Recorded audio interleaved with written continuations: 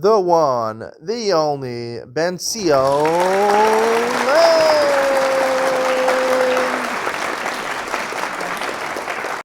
Good morning and welcome to Yeshiva to Iyun and Sion. Today we're doing, almost finished, that was Eiruvin, Perek Yud, Mishnayos Yud Beis and Yud Gimel.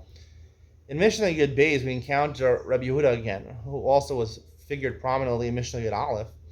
We said yesterday Rabbi Yehuda holds that Bona Almanas Listor is not considered a complete binyan. Even though I'm fashioning something completely now, because I plan on destroying it, right? So therefore it's not a complete binyan. Here Rabbi Yehuda says a little different way of saying basically the same thing. Let's say you have a door. You have two hinges, the door usually. If the top one falls out, so basically the door is worthless. You can't close it anymore. If the bottom one falls out, you can still close it. But the top one falls out, you can't really close it. You can't really close it anymore. So the guy put back the top one in.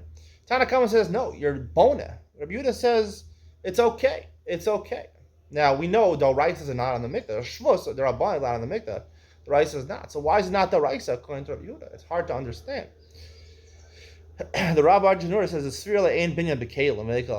he says, it's a kli. The door is a kli. Now, the door is not a kli. The door is attached to a house, which is part of the ground, which is really binyan bekarka, I would say. So I have a different explanation for Rabbi Yehuda. The reason Rabbi Yehuda says is because technically, you're right. The door is considered worthless with just connected to the bottoms here, but it is something, right? The fact it's halfway in, right? You're not doing a complete binyan. The ma'aseh is lacking something. There's a reisa. There's a weakness in the ma'aseh. It's not a complete 100% binyan. Because 100% binyan is installing a door. You have to put both hinges in. Now, one hinge is already, half the work is done. Practically, I can't close the door, but it's not about practicality. It's about doing a complete ma'aseh binyan. It's about the ma'aseh, according to Rabbi Yehuda. Malacha Shabbos is about doing the action, a full action. And every malach has to be a full action. And here's not a full ma'aseh binyan. And therefore, yesterday we said, if you're bonus something, but you plan on destroying it, taking out that rod from the door, so it's a weakness in the binyan. It's not a complete binyan because you don't plan on keeping it there. So therefore, it's not a complete ma'aseh binyan. And now I want to explain all three machlokas in Masechas Shabbos, which are basically, I'm handing you Masechas Shabbos on a silver platter over here. There's three basic machlokas in Masechas Shabbos: Malacha she'en shricha legufa, davar she'en miskaven, and makalkel. Reb Shimon and Reb Yehuda famously argue about these things in Masechas Shabbos. Reb Shimon says Malacha she'en shricha legufa, you're potter. He says davar she'en miskaven is even mutter. And he says makalkel, according to Rabbi Shimon, seems to learn ksubos would be chayav for that. Rabbi Yehuda says makalkel is potter. So Rabbi Yehuda is makel by makalkel, but he's machmir by malacha she'en lufa and davar she'en miskaven. Both of those he holds is midoraisa, malacha doraisa. So I'm just gonna, based on these two mishnayos, we have Rabbi Yehuda in these two mishnayos.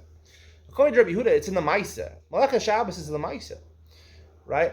So therefore, if I do makalkel, I destroy something. Right? That's not a positive thing. I haven't done a ma'aseh of malach on Shabbos. Malach has to be a positive thing. A malach she'en shricha legufa, the classic case in the Gemara is chofer guma beino sarach al. Right? You dig a hole. Why'd you dig the hole? Not to make the hole. Right? You made a hole in your house. Right? Binyan in your house. But I only need the dirt. Or Yudin says, who cares? It doesn't make a difference. Did you do a ma'aseh of malach on Shabbos? A positive ma'aseh? Right? You want to build something in your house. You want to insert something into that hole. So you built something. Who cares about your intention? Your intention was for the afara, for something else.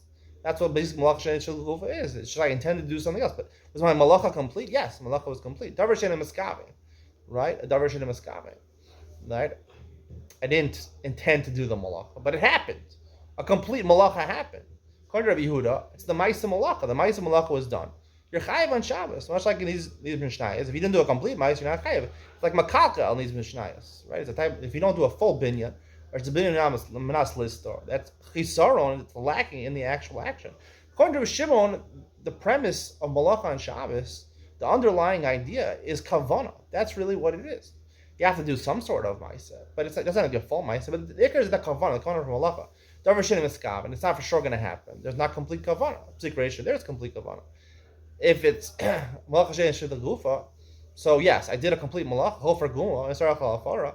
My kavanah was not for the guma. I wanted the dirt. The dirt is muksa, not the raisa. So then you go after the kavanah. Makalkel, right? I did a malacha. I ripped something, right? I destroyed something. But was my kavanah accomplished? Yes, my kavanah was accomplished. Now, Is it a positive action? Is it a complete maisa? No, it's not. It's not a tikkun. It's not a malacha. It's not a maisa that's helping you on Shabbos. It's something destructive.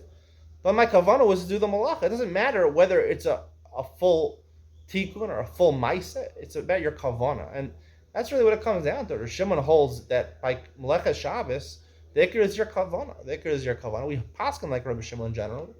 Makalka, technically we paskin, I think, like Rabbi Yehuda, that Makalka is potter, called Makalka and Turin. The Stam Mishnah says that. So it comes out, I don't know how we can paskin like Rabbi Yehuda in one case and Rosh in the other cases, but I think that's basically a quick summary of their machlokes. Is Melechas Shabbos about the Maisa Malacha, about a complete malacha, a complete positive malacha, or is it about your kavanah to do it? And as long as there's some sort of malacha over here, that's not a complete malacha, a complete tikkun, a complete fixing of something. Nonetheless, you be chayev for that on Shabbos. Hope you enjoyed today's share. See you in the next one.